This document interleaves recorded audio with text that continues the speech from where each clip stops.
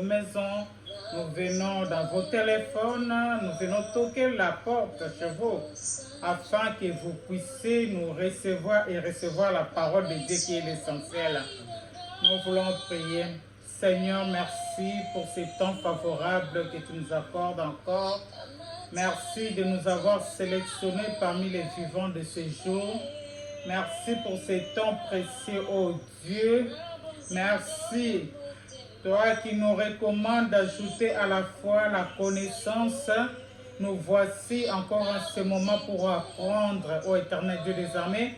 Nous voulons être comme les étudiants de Béret qui prenaient note, qui vérifiaient les écritures qu'on leur enseignait. Bénis l'instrument que tu t'es choisi en ce jour. Nous te dédions ces moments entre tes saintes mains. Saint-Esprit règne en seul maître. Dirige toutes choses et sois avec l'orateur. Là où il va s'arrêter, tu prends les relèves afin que seul le nom de Jésus-Christ soit glorifié en ce moment. Notre prière est qu'une personne se retrouve. Notre prière est qu'une personne déverse son cœur devant de toi, car il est dit dans Joël, ne déchirez pas vos vêtements, mais déchirez vos cœurs. Nous voulons nous repentir au devant de toi afin que un jour nous puissions hériter le royaume des cieux là où Christ est allé nous préparer une place. Nous te disons merci pour ce temps. Amen. Amen. Qui suis-je? Je suis votre humble servant de Dieu à la personne de Maman Chiki et Souka Omatuku. Nous sommes là dans notre rubrique de l'étude biblique de chaque mardi. Laisse que le Seigneur puisse bénir nos vies, qui nous bénisse, qui bénisse quelqu'un qui nous suit à ce moment. Je me suis présenté, je suis Chiki, Maman Chiki, Omatuku et Souka. Et le Seigneur a porté son choix sur l'homme de Dieu, Douglas. Il va se présenter et notre thème d'aujourd'hui, ça se situe sur le péché. Si je peux introduire un peu avant que je lui passe la parole, les péchés.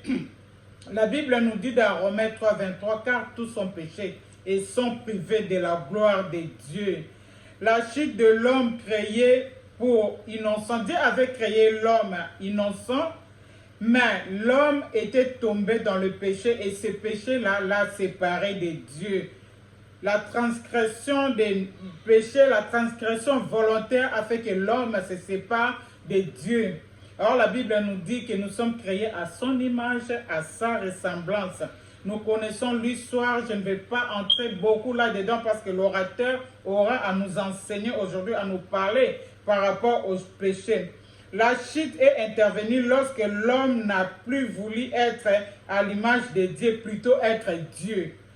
Lorsque le diable s'est amené dans le jardin, le diable a trompé notre maman Ève. Et la dame, lorsqu'elle avait accepté, elle mangeant le fruit comme la Bible nous dit. Et elle garda aussi pour son mari. Et l'homme aussi haït à succomber.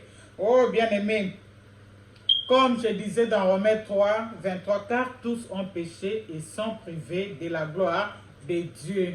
La préoccupation de Dieu et que nous puissions revenir à lui. Comme ça, je passe la parole à notre orateur de ce jour. Bonjour, bonsoir, merci beaucoup, servante de Dieu, Maman Chiki. Bonjour, bonsoir, selon l'heure à laquelle vous allez nous suivre. Moi, c'est Douglas Kena, votre humble serviteur. Et je sais que le Seigneur va nous faire du bien ce soir, là où vous êtes. Si vous pouvez seulement vous connecter, si vous pouvez aussi partager la page pour que nous soyons la bénédiction, une bénédiction plutôt pour d'autres personnes. Dieu vous en sera gré, ou Dieu vous bénira. Alors ce soir, comme on l'a déjà dit, on va parler sur le péché. C'est vrai que le péché, c'est quelque chose de très complexe, de très vaste, qu'on ne peut pas aborder cela en une heure. Yeah. Mais on va essayer, en fait, du mieux que nous pourrons, toucher certains aspects du péché, mais je vais plus parler d'un seul aspect du péché ce soir. Dieu voulant, peut-être aux prochaines séances, je pourrais m'étaler sur d'autres aspects sur le péché. Alors, je nous inviterai à avoir deux textes de base. Notre premier texte de base, c'est dans Romains 3, 23. On venait déjà d'en parler avec la servante de Dieu, Mama Chiki. Et notre deuxième texte, ce sera Ecclésiaste 7:20. Donc ces deux textes, ce seront nos textes de base, mais je pourrai par mémoire citer d'autres textes pendant que nous serons en train de cheminer. Donc Romains 3:23, la Bible dit ceci, car tous sont péchés, sont privés de la gloire de Dieu. Et dans Ecclésiaste 7:20, la Bible dit ceci, non, il n'y a sur la terre personne, point d'homme plutôt, juste qui fasse du bien.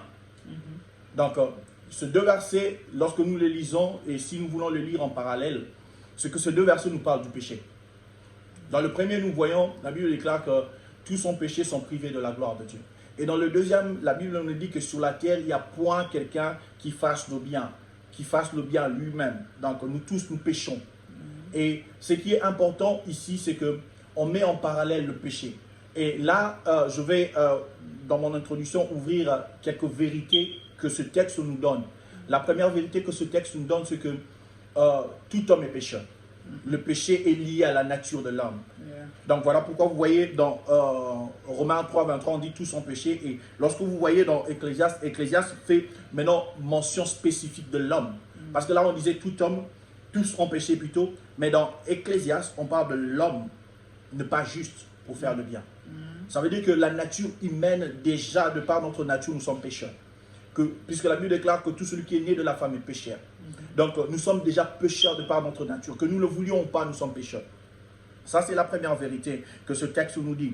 Et la deuxième vérité que ce texte nous dit, c'est qui est aussi merveilleux, c'est que le péché nous éloigne de la gloire de Dieu. La Bible déclare que tous sont péchés, sont privés de la gloire de Dieu.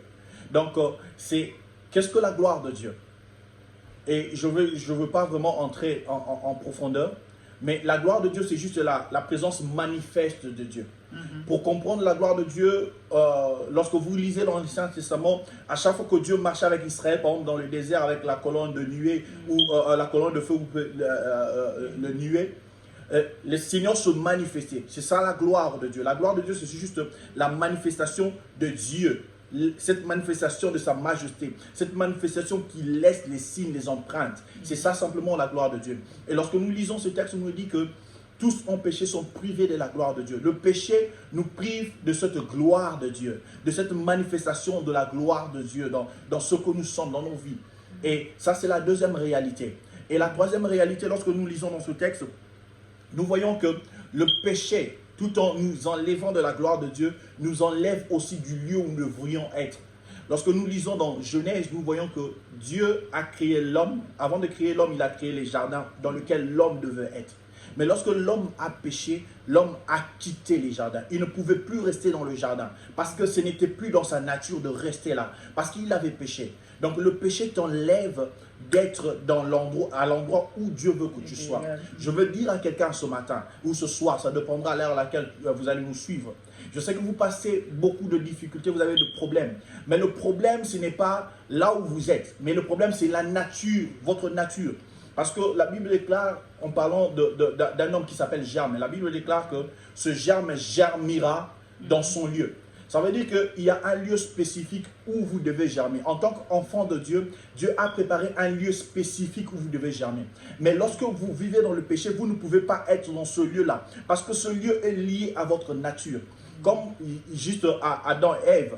Lorsqu'ils ont péché, ils n'ont pas pu rester dans les jardins où Dieu avait prédestiné pour eux, pour leur épanouissement. Donc le péché nous enlève de l'endroit où nous devions être. C'est ça la troisième vérité. Et la quatrième vérité, parce que nous devons prier. On m'avait dit que je n'ai qu'une heure. Alors, je veux vraiment que nous passions du temps, quelque temps dans la prière, mais que nous comprenions ce que Dieu veut que nous disions sur le péché. Alors, la quatrième vérité du péché, c'est que le péché t'empêche d'être l'homme que Dieu veut que tu sois. Amen. Hein? Le péché t'empêche d'être l'homme que Dieu veut que tu sois. J'aimerais vraiment que tu saisisses ceci. Lorsque Dieu crée Adam et Ève, Dieu les crée, il les commissionne. Il dit, soyez féconds, multipliez-vous, remplissez la terre. Et il va au-delà, il dit, assujettissez et dominez sur la terre. Donc Dieu donne à l'homme des commissions. Il donne à l'homme une responsabilité. Mais lorsque l'homme pêche, l'homme ne sait plus répondre à cette responsabilité. L'homme qui avait dominance sur les animaux, l'homme qui pouvait assujettir la nature ne pouvait plus le faire parce qu'il avait péché. Tout simplement, lorsqu'il a péché devant la nature, c'était un homme mort. Amen. On ne peut pas respecter un mort. Fut-il président, fut-il qui que ce soit. Dès que vous mourrez, tous ceux qui vous respectaient ne vous respectent plus. Yeah. Parce que vous n'avez plus autorité sur eux. Vous ne pouvez pas dire un mot. Ils ne peuvent pas vous entendre. C'est ça en fait. Lorsque l'homme a péché, il est mort spirituellement. La Bible déclare que nous étions morts dans nos offenses. Et lorsque l'homme pêche, il meurt spirituellement. Et la nature ne peut pas obéir aux morts. Vous savez, c'est ça la vraie vérité. La nature ne peut pas obéir aux morts. Et l'homme perdait directement la position qu'il avait sur la création parce qu'il avait péché. Donc la quatrième vérité ici sur le péché, c'est que le péché t'empêche d'être l'homme autorité que Dieu a établi sur la terre. Amen. Je ne sais pas si vous me comprenez. Donc c'est ça la quatrième vérité. Et cette vérité nous pousse à nous poser beaucoup de questions. Lorsque nous parlons du péché, la Bible parle, beaucoup de versets de la Bible parlent du péché. Nous voyons le péché sous plusieurs formes. Et beaucoup d'enseignants ont prêché sur le péché. Et ce qui est bizarre en fait, c'est que le péché a touché le cœur de Dieu pendant très très longtemps. Voilà pourquoi vous verrez que dans l'Ancien Testament, le Seigneur s'est pourvu de résoudre le problème du péché depuis le commencement. Parce que lorsque l'homme a péché, la Bible déclare que Dieu est venu chercher l'homme. Et ce qui est intéressant, je vais ouvrir une parenthèse rapidement. Parce que l'homme et Dieu avaient l'habitude de se retrouver le soir pour discuter. Parce que l'homme avait la responsabilité sur les jardins. Et le Seigneur venait le soir pour discuter avec l'homme en tant que responsable, recevoir le rapport de l'homme. Et lorsque Dieu vient chercher l'homme là où il devait se trouver, l'homme n'est pas là. Dieu l'appelle. Dieu dit, où es-tu? Il dit, je me cache. Et ce qui est bizarre, je veux dire à quelqu'un bien aimé, c'est vrai que tu vis dans le péché, mais tu n'as pas raison de te cacher. Parce que Dieu, lorsqu'il cherchait l'homme, il cherchait à guérir ce que l'homme cachait. Yeah. Ce que l'homme a essayé de cacher par le feuille de figuier, Dieu venait pour guérir cela. Amen. Je ne sais pas si tu me comprends là où tu es. C'est que lorsque Dieu vient rencontrer l'homme dans les jardins, l'homme se cache parce qu'il est culpabilisé, parce qu'il a péché. Mais Dieu vient et Dieu offre le premier sacrifice pour que l'homme soit sauvé. Dieu tue un animal et il fait de sa peau des vêtements pour revêtir l'homme. Et c'est là le plan du salut. C'est là où le plan du salut a commencé. Parce que Dieu voulait que l'homme se revêtisse, que l'homme revienne vers lui revêtu. Parce que le péché nous déshabille. Comme je l'ai dit, le péché en même temps nous enlève notre autorité, mais aussi nous déshabille. Parce que personne ne voudrait sortir de chez lui déshabillé. Parce que le péché nous ridiculise. Alors, déjà, depuis le jardin d'Éden, le Seigneur a commencé à concocter un plan pour le salut de l'humanité. Il a commencé à réfléchir comment je sauverai l'homme. Et j'aimerais vraiment attirer notre attention, j'aimerais vraiment que nous réalisions la pensée de Dieu sur le péché. Amen. J'aimerais vraiment que nous réalisions plutôt la pensée de Dieu sur le péché. Alors, l'homme pêche, l'homme est privé de la gloire de Dieu, comme nous l'avons dit, et Dieu cherche à gagner l'homme. Pendant des siècles entiers, le sang a été versé. Pendant des siècles entiers, l'homme s'est battu pour aller vers Dieu. Il n'a pas pu. Pendant des années, des siècles entiers, les sangs ont été versés. Les animaux ont été tués pour juste couvrir le péché du monde. Pour juste plutôt couvrir le péché de l'homme. Et Dieu, qu'est-ce qu'il fait? Il le pourvoit même au prix suprême, son Fils, pour que son Fils meure à la place de nous, pécheurs. Est-ce que je ne sais pas si vous comprenez l'impact qu'a le péché. L'impact qu'a le péché. Parce que ce truc-là, ce petit truc-là, péché, mot peut-être avec 4 lettres, 5 lettres plutôt, je dis, P, E, C, H, E. Donc, c'est juste 5 lettres. Mais ça fait couler les sangs pendant des années. Ça fait tourmenter le cœur de Dieu pendant des années. Jusqu'à ce que le Fils de Dieu lui-même vienne mourir juste pour résoudre ce problème du péché. Ça veut dire que le péché est très, très important. C'est quelque chose de très capital dont il faut faire attention. Alors, c'est quoi le péché maintenant? Nous voyons beaucoup de définitions que le péché, c'est la transgression de la loi de Dieu. Le péché, c'est ceci. Mais j'aime bien une définition, il y a simple, oui, simple.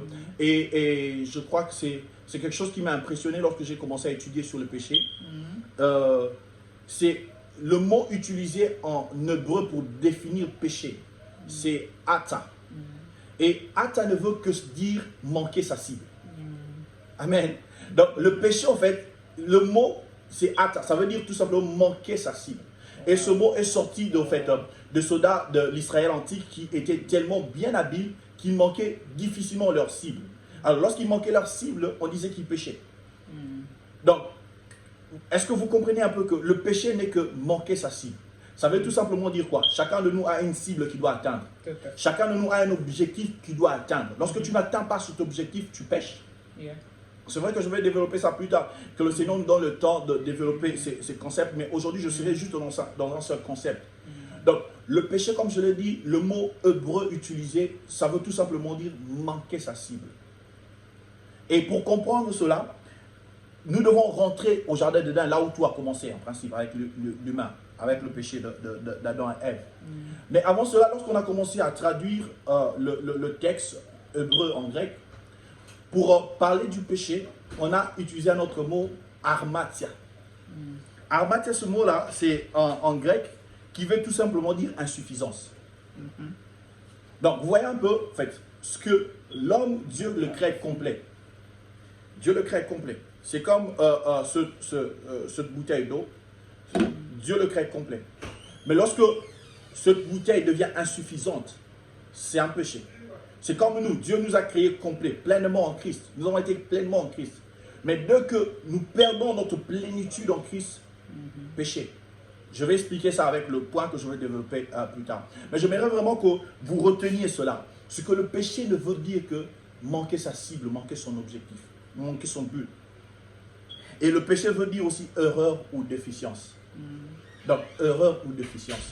Donc, lorsque par exemple, vous conduisez votre véhicule et que le check engine sort, ça dit erreur, erreur, erreur, erreur. Il y a quelque chose en fait. Donc, c'est ça en fait la pensée de Dieu par rapport au péché. Alors, pour bien comprendre cela, comme je l'ai dit, nous devons aller au commencement, au jardin d'Éden, pour comprendre ce que je dis en termes de manquer sa cible. Lorsque Dieu crée l'homme, Dieu donne à l'homme des commissions, comme je l'ai dit. Mais en même temps, Dieu donne à l'homme une position. Il lui donne à l'homme une position. Voilà pourquoi vous verrez qu'au départ, Dieu dit, créons l'homme à notre image, à notre ressemblance. Donc l'homme était l'image de Dieu, était à la ressemblance de Dieu. Et lorsque nous disons l'image de Dieu, en fait, ça serait un peu drôle, c'est que chacun de nous a une face différente, chacun de nous ressemble différemment à l'autre. Mais en fait, lorsque la Bible dit que nous étions créés à l'image de Dieu, c'est notre intrinsèque. Nous avons en fait cette autonomie de Dieu. Dieu n'a pas créé des robots, mais il a créé des gens dotés de volonté pour faire le choix entre le bien et le mal. Dieu a mis en nous sa nature en fait. Donc nous sommes de Dieu. Donc de la même façon que Dieu a parlé au commencement pour que le monde soit, nous aussi nous avons l'autorité de Dieu, le pouvoir de Dieu pour parler. Alors lorsque l'homme est créé dans le jardin d'Éden, l'homme était bien dans le jardin d'Éden, mais qu'est-ce qui se passe? Le diable vient séduire la femme. Et j'aimerais bien que nous lisions ce texte, c'est là où je veux vraiment m'attarder ce soir. Alors nous allons lire dans Genèse 3, le verset 1 à 5. Je ne sais pas si je suis rapide. Bon, les gens disent que je parle rapidement. Ça va. Ça va, merci beaucoup. Okay. Ça va. Yeah. Alors, Genèse 3, le verset 1 à 5, la Bible dit ceci. Les serpents étaient le plus rusé de tous les animaux de champ que l'Éternel Dieu avait fait. Il dit à la femme, Dieu a-t-il réellement dit, vous ne mangerez pas de tous les arbres du jardin? La femme répondit au serpent, nous mangerons du fruit des arbres du jardin, mais quant au fruit de l'arbre qui est au milieu du jardin, Dieu a dit, vous n'en mangerez point et vous n'y toucherez point, de peur plutôt que vous mouriez. Alors le serpent dit à la femme, vous ne mourrez point, mais Dieu sait que le jour où vous en mangerez, vos yeux s'ouvriront et que vous serez comme de Dieu, connaissant le bien et le mal. Amen. Amen. Ce texte est plein de richesses. Donc, c'est le diable qui vient tenter la femme. Il lui pose la question, est-ce que Dieu a dit que vous ne mangez pas le fruit des arbres du jardin? Il englobe quelque chose de spécifique dans tout. Une recommandation spécifique, il englobe dans tout. Et la femme répond, non, Dieu n'a pas dit ça. Il a dit que nous puissions manger de tous les arbres, sauf l'arbre de la connaissance du bien et du mal. Et Dieu a dit que si nous en mangeons, nous mourrons. Et lorsque j'ai lu ces textes, généralement, ça me réfère au texte de Jésus dans le désert après son jeûne de 40 jours. Ce qui est vrai, c'est quoi? C'est que le diable, lorsqu'il vient nous tenter, il vient toujours nous tenter lorsque nous avons faim. Il vient juste au moment opportun. Amen. Il vient toujours nous tenter lorsque nous avons faim, lorsque nous sommes affaiblis, lorsque nous n'avons pas beaucoup de force. C'est en ce moment-là qu'il vient tenter. Et la tentation qu'il amène, c'est par rapport à la faiblesse que nous avons. Amen. La tentation que nous avons, c'est par rapport à la faiblesse que nous avons. Et regardez maintenant ces deux tentations. Lorsque le diable vient tenter Jésus, il vient tenter Ève, il utilise une ruse presque imparable, ou presque, il faut être vraiment lucide pour voir. Il dit, si vous en mangez, vous serez, Dieu sait que vos yeux s'ouvriront, vous serez comme Dieu. Amen. Il lui dit plutôt, vous serez comme Dieu. Amen. Il dit à Jésus, si tu es le Fils de Dieu, transforme ces pierres en pain. Donc, le diable, lorsqu'il nous attaque, il attaque, comme je l'ai dit, au moment de notre faiblesse, lorsque nous avons faim, mais il attaque premièrement notre identité. C'est ça le premier péché, au fait. Parce que dès que tu ne connais pas ce que tu es, comme je l'ai dit, manquer sa cible, c'est d'abord, premièrement, ne pas connaître son identité. Ce n'est pas premièrement connaître son identité, c'est plutôt premièrement ne pas connaître son identité. Manquer sa cible, tu ne peux pas avoir une cible si tu ne connais pas ce que tu es. Qu'est-ce que tu poursuis? Amen. Je prends un exemple. On met une chèvre ici. On met un homme là. On met les feuilles là-bas. On met de l'argent à côté.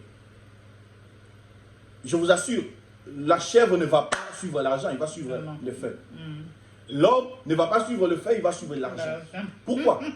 Bien, parce que c'est son identité. Amen. Donc, la première des choses que le diable attaque, c'est notre identité en Christ. Donc, le diable a attaqué Ève, et en même temps, comme on l'avait dit, on l'a dit, Jésus, après ces 40 jours de jeûne, par rapport à l'identité. Et bien aimé, cette identité est tellement importante que si nous ne nous connaissons pas, nous ne saurons pas ce que nous sommes en Christ, ce que nous avons de Christ, et ce que Christ ou ce que Dieu est pour nous. Voilà pourquoi, lorsque le diable, les serpents parlent à Ève, il lui dit, Dieu sait que si vous en mangez, vous ne mourrez pas. Mais si vous en mangez, vos yeux s'ouvriront et vous serez comme de Dieu. Amen. Vous serez comme de Dieu. Alors qu'au commencement, lorsque Dieu crée l'homme, il dit, créons l'homme à notre image, à notre ressemblance. Donc, ils avaient l'identité de Dieu. Donc, ils n'avaient pas besoin d'ouvrir leurs yeux pour savoir qui ils étaient. Ils n'avaient pas besoin de manger un arbre ou le fruit d'un arbre pour ouvrir leurs yeux. Non. C'était une identité qu'ils avaient déjà depuis longtemps. Et la femme n'a pas vu ça venir. Elle n'a pas su ce qu'elle était. Voilà pourquoi elle a cédé. Bien aimé, beaucoup de gens aujourd'hui, nous cédons facilement. Parce que nous ne savons pas ce que nous sommes. Nous nous ouvrons facilement au diable parce que nous ne savons pas ce que nous sommes. Le diable viendra te dire, il te dira, non, tu vois, si tu fais ceci, tu seras ça. Si tu veux ceci, tu feras ça. Mais lorsque tu connais ce que tu as en Christ, tu sais ce que tu as en Christ, tu ne peux pas céder. Donc comme Ève, elle n'avait pas besoin, excusez-moi, d'ouvrir ses yeux pour devenir Dieu, comme Dieu. Parce qu'elle l'était déjà. Elle est juste tombée dans le piège. Je prie le Seigneur que toi qui me suis ce soir ou ce matin, ça dépendra, que tes yeux s'ouvrent, que tu saches réellement qui tu es. Que tu saches réellement qui tu es en Christ. Parce que chacun de nous a une identité spécifique. Et regardez maintenant Jésus. Jésus, lorsque le diable lui dit, si tu es le Fils de Dieu, transforme ces pierres en pain. Jésus ne se laisse pas prendre. Il dit que l'homme ne vivra pas du pain seulement, mais de toute parole de la... Donc il ne répond pas à la question. Si tu es le Fils de Dieu, transforme. Parce que la question commence par si tu es le Fils de Dieu. Il sait qu'il est le Fils de Dieu. Mais il va au-delà pour dire, non, l'homme ne vivra pas du pain seulement, mais de toute parole qui sort de la bouche de l'Éternel. Bien aimé, c'est ça le problème avec nous. C'est que lorsque nous ne connaissons pas notre identité, nous ne connaissons pas non plus comment combattre. Donc, le premier aspect que nous allons développer ce soir, c'est notre identité. Notre identité. Nous parlons du péché. Quelqu'un me dira, oh ouais, mais on parle du péché, comment on se retrouve dans l'identité? En fait, comme si vous nous suivez, nous avons défini le péché. En fait, la Bible définit le péché selon le verbe hébreu plutôt, qui est utilisé pour définir le péché. Ça veut tout simplement dire manquer sa cible, manquer son objectif. Et on ne peut pas avoir d'objectif tant qu'on ne connaît pas son identité. Qu'est-ce que tu poursuis tant que tu ne connais pas ton identité? Et nous voyons aujourd'hui dans notre monde, maman Chiki, les hommes se mariaient entre eux, les femmes se mariaient entre eux, les hommes épousaient des... J'ai vu même une femme qui a épousé un arbre. C'est juste parce que nous ne connaissons pas notre identité, nous ne savons pas tout ce que nous poursuivons. Les hommes avec les chiens. Les hommes avec les animaux, voilà, ainsi de suite. Nous ne voyons pas, nous ne savons pas ce que nous poursuivons. Nous ne savons pas plutôt ce que nous sommes. Voilà pourquoi nous ne savons pas tout ce que nous poursuivons. Voilà pourquoi nous perdons notre cible. Amen. Voilà pourquoi nous perdons notre cible. Parce que nous ne savons pas qui sommes-nous. Et c'est là où le diable vient. C'est là où le diable vient nous attaquer. C'est là où le diable vient nous chichoter les choses. Il y a de filles qui se sont données dans la prostitution parce que seulement elles n'avaient pas d'argent. Parce que seulement le diable te dira, mais tu sais que tu es belle, mais pourquoi tu vis dans cette condition? Pourquoi tu es comme ça? Est-ce que tu sais que tu peux faire ceci? Parce que tu ne connais pas ton identité. Parce que tu ne sais pas que ton corps est le temple du Saint-Esprit. Et moi, j'ai souvent l'habitude de dire à ma femme, lorsqu'on se mariait, je travaillais dans un projet, je gagnais bien ma vie. Un mois après le mariage, le projet s'était arrêté. J'étais avec ma femme dans ma chambre, on parlait. Et elle me dit, mais tu sais chérie, là tu ne travailles plus. J'ai une phrase qui est dans mon cœur. Parce que je dis toujours, le Seigneur pourvoira tous mes besoins selon sa grande richesse. Mais quand tu sais que tu as une banque céleste, tu ne te plains pas. Quand tu sais que Dieu pourvoit à tes besoins, bien aimé, tu restes ferme, même lorsque la tempête vient. Et je vous dis, juste quelques mois après, je ne pense même pas que ça avait fait 3 mois, j'ai signé un autre contrat dans un autre projet. C'est ça en fait le diable. Donc la première des choses que le diable vient attaquer, c'est ta personnalité. C'est ta personnalité. Et qu'est-ce qui se passe maintenant? Parce que lorsque tu écoutes la voix du diable, ce que tu dénies, ce que Dieu a dit que tu es. Je vais expliquer ça. C'est pas par ignorance? Non, le problème c'est que c'est par ignorance. Parce que, non, c'est par ruse. Parce que lorsque nous avons lu, la Bible dit que le diable est rusé. Donc, lorsque tu écoutes le diable par ruse, parce que le diable ne viendra jamais te dire que, bon, là je suis le diable, je viens comme ça. Non. C'est comme un peu, j'aime bien présenter l'attaque du diable comme le sommeil. Je peux poser la question à ceux qui nous suivent. Hier, à quelle heure tu t'es endormi? Personne ne me dirait exactement à quelle heure il s'est endormi. Tu peux me dire que non, je suis allé au lit à 22h30. Mais tu ne me diras jamais exactement à quelle heure tu t'es endormi. Tu te retrouves seulement endormi en train de ronfler. Amen. C'est la même chose avec le péché. Parce que lorsque nous plongeons dans le péché, nous ne savons pas quand nous dormons. Nous ne savons pas quand nous dormons. Et le diable le sait bien. Comme je le dis, lorsque le diable vient nous présenter les choses, il vient au moment de notre faiblesse. Il vient juste là, tu sais que j'ai faim. Par exemple, là, je prends l'exemple de Jésus. Lorsque le diable dit à Jésus, si tu es fils de Dieu, transforme ce pierre en pain. Qu'est-ce qui est mal dans ça? Transformer les pierres en pain. Nous avons vu Jésus prendre de l'argent dans la bouche de poissons. Nous avons vu Jésus opérer des miracles et transformer l'eau en vin. Nous avons vu Jésus multipliant les pains. Donc le problème derrière ça, ce n'était pas la multiplication de pain ou le changement de pierre en pain. Mais le problème, c'est que si Jésus avait fait cela, il allait questionner son identité. Et en questionnant son identité, il questionnait toutes les promesses de Dieu sur son identité. Et en questionnant les promesses de Dieu sur son identité, il faisait de Dieu menteur. Amen. Il faisait de Dieu un menteur. C'est ça le problème. Et c'est là où le diable vient. Et dès que tu fais de Dieu menteur, il vient devant Dieu, tu vois cet homme-là, il ne croit pas ce que tu dis. Voilà, tu vois, il t'a renié. Donc, lorsque tu fais de Dieu menteur, c'est quoi en fait? C'est que tous les attributs de Dieu, sa sainteté, sa puissance, tous les attributs de Dieu, de sa divinité tombent en eau. Parce que la Bible déclare que Dieu n'est pas un homme pour mentir.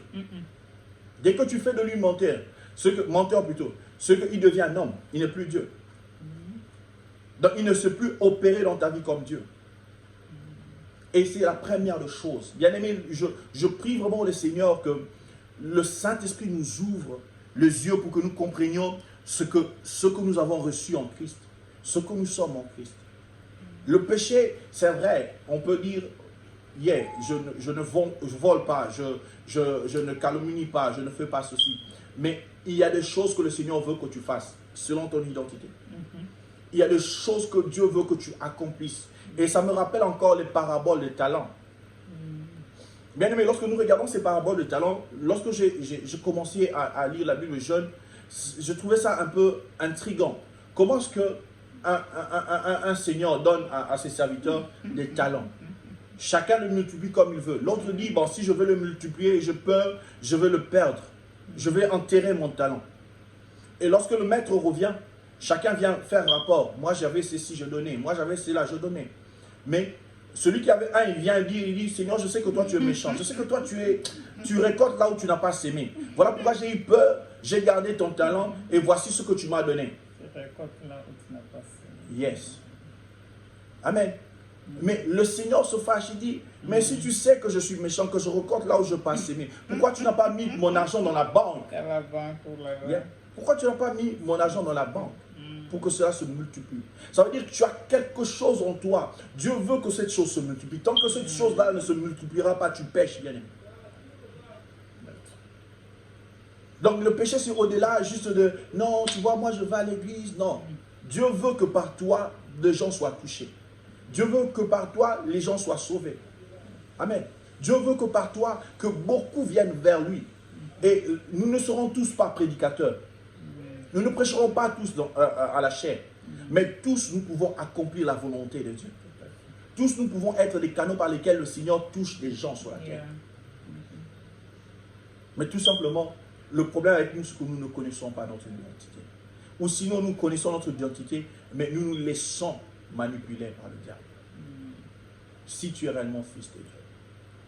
C'est ça la question en fait. Si tu es réellement fils de Dieu. Jésus connaissait ce qu'il était. Et il n'avait pas besoin de le prouver. Il n'avait pas besoin de prouver aux gens qu'il était fils de Dieu. Il n'avait pas besoin de cela. Parce qu'il le savait. Bien aimé, combien de gens nous avons fait de, combien d'entre nous avons fait des choses pour prouver aux autres que nous sommes?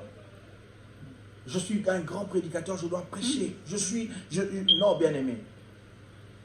Tu ne fais pas des choses pour prouver parce que ce que tu es, tu l'es. Tu n'as pas besoin de prouver cela. Par exemple, moi, je n'ai pas besoin de prouver que je suis un homme. Je le suis. Donc, lorsque quelqu'un me regarde, il voit que ça, c'est un homme, c'est un être humain. Je n'ai pas besoin de prouver. C'est comme quelqu'un qui viendrait me dire, si tu n'es pas chien, commence à marcher. Non, je n'ai pas besoin de le prouver. C'est la même chose. C'est là où le diable. Dès que tu te mets en tête, ah non, ok, je dois prouver. C'est que tu interroges la fidélité de Dieu. Tu interroges la fidélité de Dieu. Et là, tu commences à pécher. Parce que le péché, c'est le manquement de la cible. Et j'aime bien ce truc-là avec le péché. Parce que, comme je l'ai dit, le péché a rongé l'humanité. Le péché a dérangé le cœur de Dieu pendant longtemps.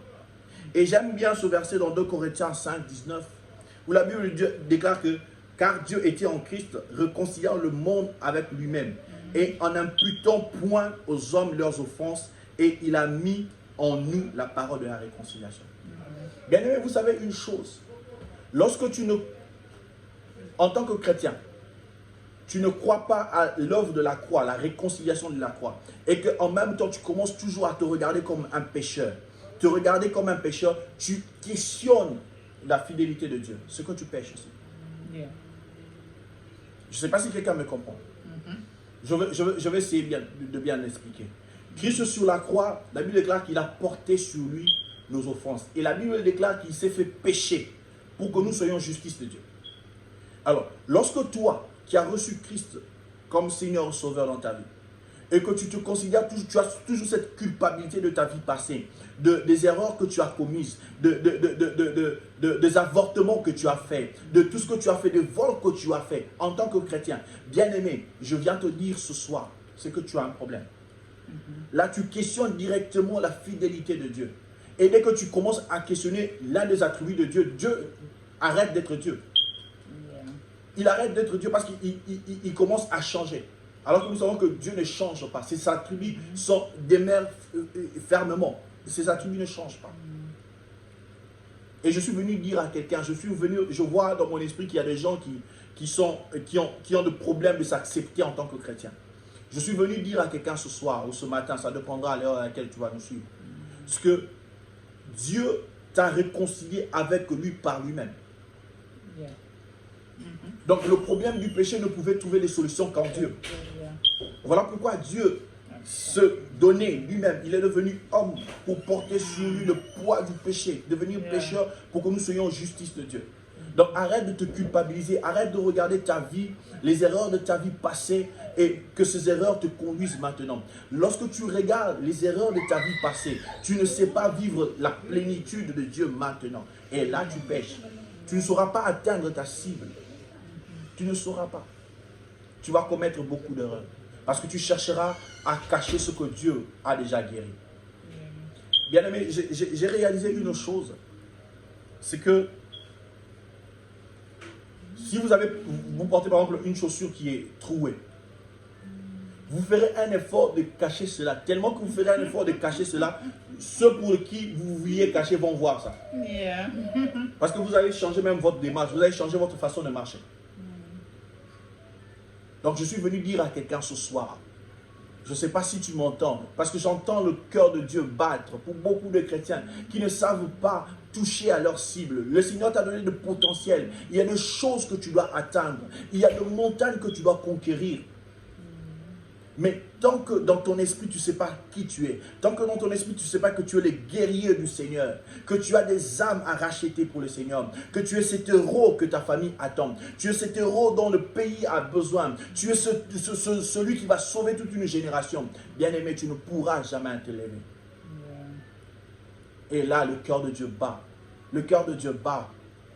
Dieu veut que les gens se lèvent, mais le péché nous retient. Tu peux te dire, ok, moi je ne vais pas en boîte de nuit, moi je ne fais pas ceci. Mais est-ce que tu as atteint les cibles, la cible plutôt, ou les cibles que le Seigneur veut que tu atteignes? C'est ça, c'est ça le grand problème. Et c'est là où nous avons besoin de celui que j'appelle le coach, le Saint-Esprit. C'est là où nous avons besoin du Saint-Esprit. J'aimerais bien que nous restions dans juste ce point-là, parce que ce point-là concerne et nous les chrétiens et le païen. Parce que lorsque vous regardez dans l'aspect, en fait, lorsqu'on parle de ce verbe-là hébreu, ça englobe beaucoup de choses. Ça englobe évidemment la morale, ça englobe beaucoup. Je crois qu'on aura le temps, peut-être si on doit aller en profondeur, parce que je ne savais vraiment pas que c'était une étude biblique, je pensais que c'était une prédication. Alors je ne m'étais pas préparé comme un enseignant.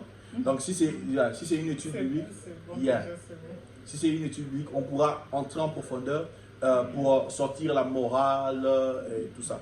Donc, amen. Merci beaucoup. Merci pour l'invitation. Alors, donc, ce que je disais au fait, c'est que notre identité est très importante.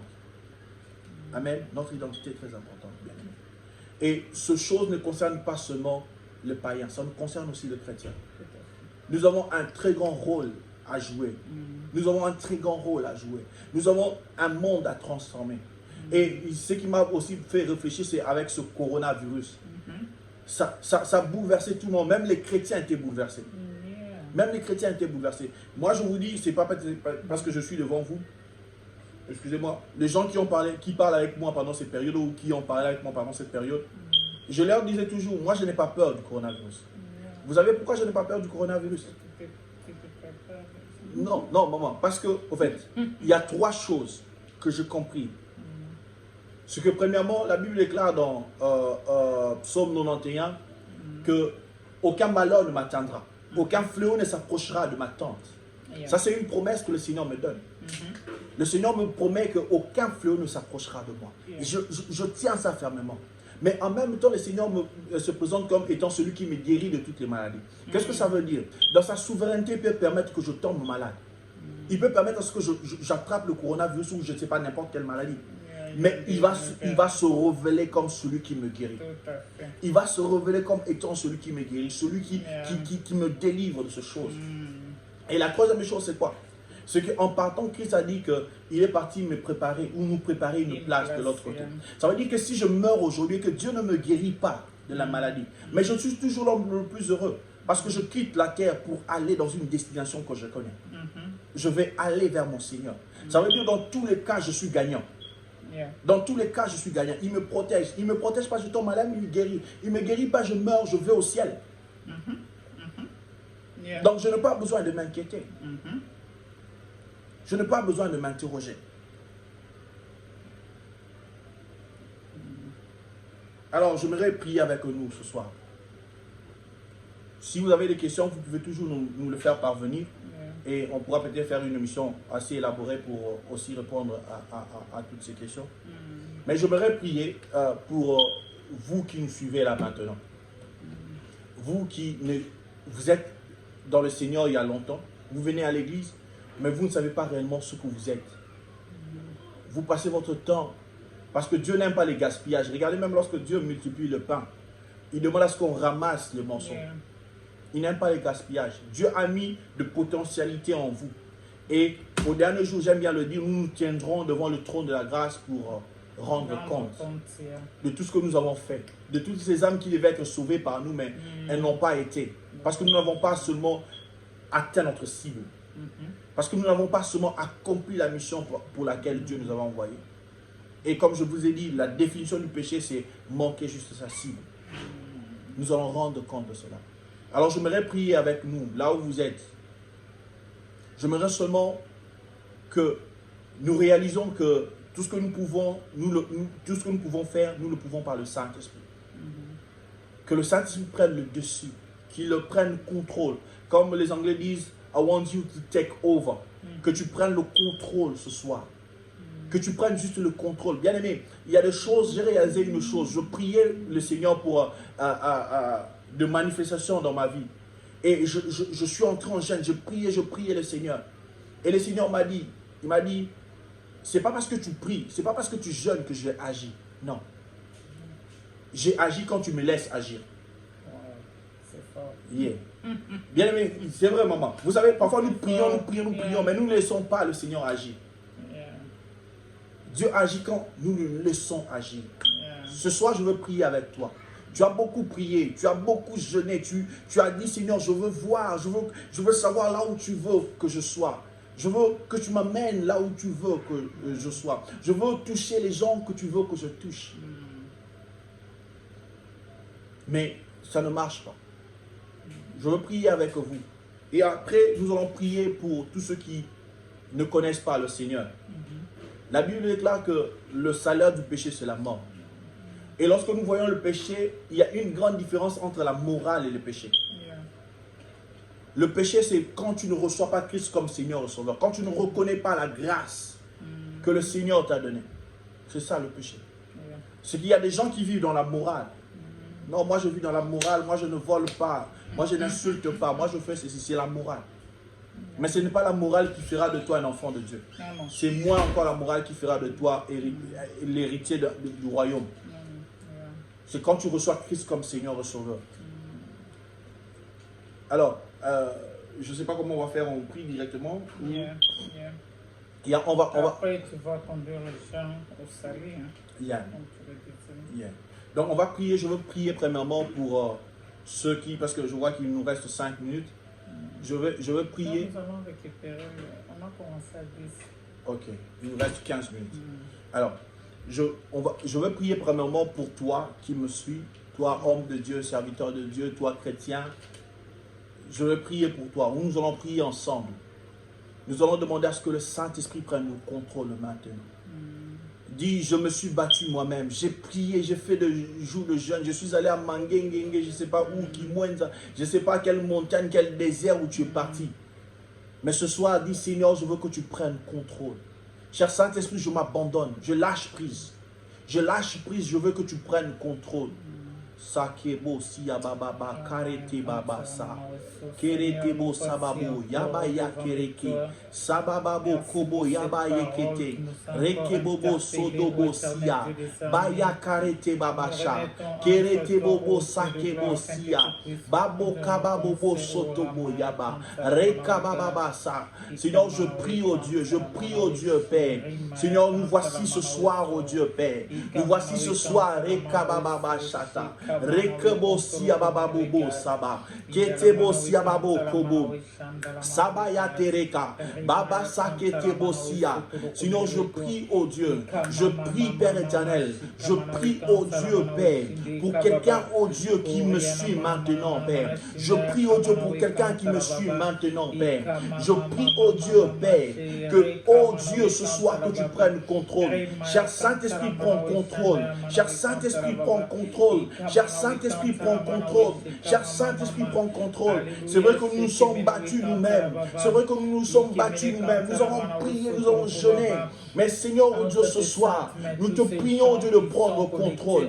Nous te prions de prendre contrôle, oh Dieu, Père. Nous te prions de prendre contrôle. Rekababa sete. Siabababo kabasata. Boya bababa sete. Bosia bababo kobo. Santa bababo sa. Rekabababo sete. Kerebo sababa yaka. Bayata babo saba. Seigneur, je prie, oh Dieu, que tu prennes contrôle, oh Dieu. Cher Saint-Esprit, prends contrôle ce soir. Prends contrôle ce soir. Prends contrôle ce soir. Nous prions, Dieu, que tu prennes contrôle ce soir. Nous prions que tu prennes contrôle ce soir. Toi seul connais le chemin. Toi seul connais la direction. Toi seul connais le chemin. Toi seul connais la direction. Cher Saint-Esprit, nous voulons que tu prennes contrôle. Nous voulons que tu prennes contrôle. Nous prions que tu prennes contrôle. Bien-aimé, là où tu es, tu vas prier. La Bible déclare que l'Esprit de Dieu témoigne à notre esprit que nous sommes enfants de Dieu. Dis maintenant, demande à ce que le Saint-Esprit mette en toi ce témoignage de ton identité. Que le Saint-Esprit mette en toi ce témoignage de ton identité. Parce que la Bible déclare qu'il témoigne en nous que nous sommes, il parle à notre esprit que nous sommes enfants de Dieu. Commence maintenant à dire, cher Saint-Esprit, je veux que tu amènes ce témoignage de mon identité en Christ. Rebababa saka, baye kerete bobo siya, kababobo sete, kere bababo saba, kababo site bo, rekababo saba, kere bobo sutaba, ye kere kababa, basake tere kababo sete, kere bobo sutaba, baba kabayete, kere tabababo sete, rekababo sata, bakababo sete, rakababo sete, kere bababa setaba sake. Cher Saint-Esprit, oh Dieu, cher Saint-Esprit, la Bible déclare que tu témoignes à notre esprit que nous sommes enfants de Dieu. Rekababo sete, rebababo shata. Témoigne maintenant, oh Dieu, témoigne que nous sommes enfants de Dieu. Donne ce témoignage à notre esprit. Donne ce témoignage à notre esprit que nous sommes enfants de Dieu. Baseke bayaka. Donne ce témoignage à notre esprit que nous sommes enfants de Dieu. Donne ce témoignage à notre esprit que nous sommes enfants de Dieu. Rekababo shata. Baseke bo siababo kobo. Donne ce témoignage à notre esprit que nous sommes enfants de Dieu. Que nous sommes enfants de Dieu. Basheke kababa. Basakete. Babo site. Yababo kaba. Yekere kababa. Sate bobo shete. Reke baba. Je prie au Dieu. Je prie bashake. Rekababo. Kababa sate. Reke bababo saba. Kababo sete bo siya. Baba kere tebo saba. Père, je prie au Dieu. Je prie maintenant au Dieu. Cher Saint-Esprit, cher Saint-Esprit, cher Saint-Esprit, donne ce témoignage dans mon esprit. Celui qui me suit maintenant, qui doute de sa personnalité, maintenant, s'il te plaît, cher Saint-Esprit, témoigne maintenant dans son esprit qu'il est enfant de Dieu. Dans ce témoignage qu'il est enfant de Dieu. Dans ce témoignage qu'il est enfant de Dieu. Dans ce témoignage qu'il est enfant de Dieu. Dans ce témoignage qu'il est enfant de Dieu. Je te prie, oh Dieu, Reke Baba Sate, Kerebobo Saba Baba Kabayete, Yekere Kebo Saba Babo, Kobo Sete. Témoigne encore dans son esprit qu'il est enfant de Dieu. Donne encore ce témoignage qu'il est enfant de Dieu. Père éternel, nous sommes enfants de Dieu, Bachake. Je prie, oh Dieu, pour cet homme, oh Dieu, qui me suit ce soir, oh Dieu, qui ne sait pas qui il est, qui ne sait pas qui il est, qui se trouve dans une vie de débauche, oh Dieu, qui se trouve trouve dans une vie de débauche alors qu'il a un appel de Dieu. Je prie pour lui. Je prie pour lui, cher Saint-Esprit. Maintenant, donne ce témoignage. Dans ce témoignage, au nom de Jésus. Dans ce témoignage, au nom de Jésus. Au nom puissant de Jésus. J'entends un nom venir dans mon esprit. Esther Massoudi ou Moussoudi. Nous allons prier pour cette dame qui va nous suivre. Nous allons demander la grâce du Seigneur. Elle a besoin d'une impartation plutôt du Seigneur. Nous allons prier pour elle. Que le Seigneur fasse grâce. Que le Seigneur touche encore. Que le Seigneur se révèle en sa vie au nom puissant de Jésus. Je prie aussi pour ses enfants.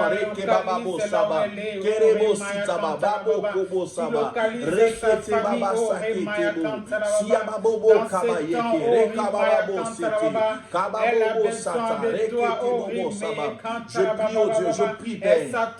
Je prie au Dieu Père éternel que tu te manifestes, que tu te manifestes, que tu te manifestes, que tu te manifestes au Dieu, au nom puissant de Jésus. Je prie au Dieu que tu te manifestes, Seigneur. Je prie que tu te manifestes dans sa vie, dans ses enfants, au Dieu. Baba Shekete, Bakobo Siababa, Keretebo Saba, Rababobo Sheke, Keretebo Sababa Kaba, Rekebobo Shatababobo, Rababobo Kabaseke, Reketebo Siababa, Kotobo Sabayeke, Karetababo Saba, Ketebo Siababa, Kotobo Sebayaka, Bayake, Baba Seketebo, Siababobo Kabayeke, Rekebababo Sheke, Kerebaba Sate, Rekababobo Sheke, Kobo Sababa Yeke, Rekabababo Sete, Kereba Sata, Babo Siebo Kabababa, Reketababobo Saba. Bien-aimé, je veux prier pour toi. Toi qui n'as jamais reçu Christ dans ta vie, bien-aimé. Bien-aimé, la Bible déclare que le salaire du péché, c'est la mort. Et voici le moment favorable pour nous de recevoir Christ. Parce que ce que le coronavirus nous a montré, ça nous a montré que la vie de l'homme est éphémère. Ça nous a montré qu'avoir des richesses, avoir des véhicules, ça ne veut rien dire. Parce que tu ne sais pas utiliser ces véhicules. Ça veut tout simplement dire avoir les make-up, je ne sais pas, ça ne veut rien dire parce que tu es obligé de porter des masques. Les gens ne voient pas tes rouges à lèvres. Bien aimé, nous allons prier, je veux prier pour toi, toi qui n'as jamais reçu Christ dans ta vie. Ou toi qui entends ces choses, juste en fait les autres là qui les font. Je veux prier pour toi pour que tu expérimentes cette grâce du Seigneur. La Bible déclare qu'à tous ceux qui l'ont reçu, à ceux qui croient en son nom, elle a donné le pouvoir de devenir enfant de Dieu. Bien aimé, il y a un pouvoir que Dieu nous donne pour devenir enfant de Dieu. Ce pouvoir te donne la force de marcher sur le péché. Ce pouvoir te donne la force d'abandonner ce que tu veux abandonner. Je vois des gens qui sont liés dans l'alcool. Tu ne sais pas comment abandonner cela. Mais lorsque tu reçois Christ, ce n'est pas toi qui abandonnes, mais c'est le pouvoir de devenir enfant de Dieu qui te permet d'abandonner ces choses. J'aimerais prier avec toi. Si tu es prêt, j'aimerais juste que tu suives cette prière, que tu la répètes après moi. Avant de prier, tu peux lire seulement ce que tu as dit là dans 9, 19, Romains 19. Les yeux là, ok. Et bon, vous pouvez lire avec votre tablette. Bon, je peux lire.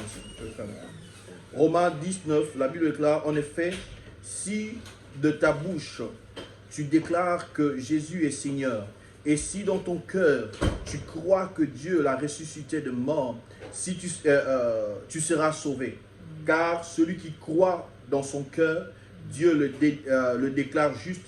Celui qui affirme de sa bouche, Dieu le sauve. Amen. Parce que c'est en croyant du cœur qu'on parvient au salut. Bien aimé, ce soir, j'aimerais que tu confesses seulement que Christ est ton Seigneur Sauveur. C'est tout ce que tu as fait. C'est tout ce que tu n'as pas beaucoup de gymnastique. C'est juste ouvrir ton cœur et reconnaître que Christ est mort sur la croix pour toi. Et dis, Seigneur, je te donne ma vie. Je veux que tu contrôles. Je ne sais pas comment je vais abandonner la pornographie. Je ne sais pas comment je vais abandonner l'adultère, le péché, je ne sais pas quoi. Mais je te fais confiance. Je sais que toi, tu es au contrôle. Je sais que tu vas agir. Je veux prier pour toi. Tu vas suivre juste cette prière après moi. Tu vas dire Seigneur Jésus, Seigneur Jésus, Seigneur Jésus, Seigneur Jésus, j'ai longtemps dirigé ma vie seul. j'ai longtemps dirigé ma vie seule. Je me suis comporté comme je l'entendais. Je me suis comporté comme je l'attendais. Je n'ai pas fait égard de ce que toi tu Je étais. n'avais pas fait égard de ce que toi tu es. Alors que pour moi, tu as pris le chemin de la croix. Alors que pour moi, tu as pris le chemin de la croix. Alors que pour moi, tu as été meurtri, tu as été blessé. Alors que pour moi, tu as été maîtrisé, tu as été blessé. Jusqu'à donner ta vie pour me sauver. Jusqu'à donner ta vie pour me sauver. Je me suis comporté comme je l'entendais. Je suis allé là où je voulais. Je me suis comporté comme je l'attendais. Je suis allé là où je voulais. Mais ton amour ce soir m'appelle vers toi. Ton amour ce soir m'appelle vers toi. Ton amour me demande de rentrer à la maison. Ton amour me demande de rentrer à la maison. Voilà pourquoi je viens ce soir. Voilà pourquoi je viens. Je viens m'abandonner. Je viens m'abandonner. Je prends la décision de t'abandonner tout.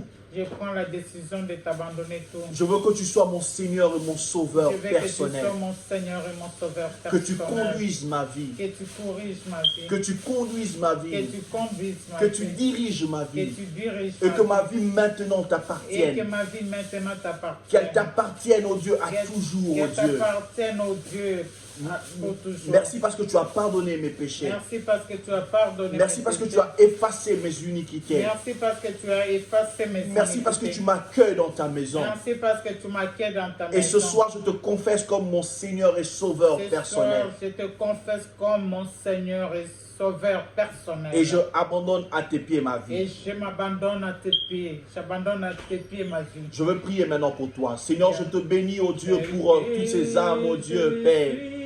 Oh Dieu, qui ont résolu, Seigneur, pleinement de te servir, oh Dieu. D'abandonner, oh Dieu, leur vie, Seigneur, oh Père. Oh Dieu, tu as dit, Seigneur, quand une âme, oh Dieu, se repent, oh Dieu, il y a une joie dans le ciel. Seigneur, je prie, oh Dieu, Père, que tu puisses toucher ce frère, que tu puisses toucher cette sœur, oh Dieu, qui s'est résolue de te donner sa vie, oh Dieu. Manifeste-toi, cher Saint-Esprit, oh Dieu, prends le contrôle maintenant. Donne-lui la force, parce qu'il est écrit, oh Dieu, que si nous te recevons, Père éternel, tu nous donnes le pouvoir de devenir enfant de Dieu.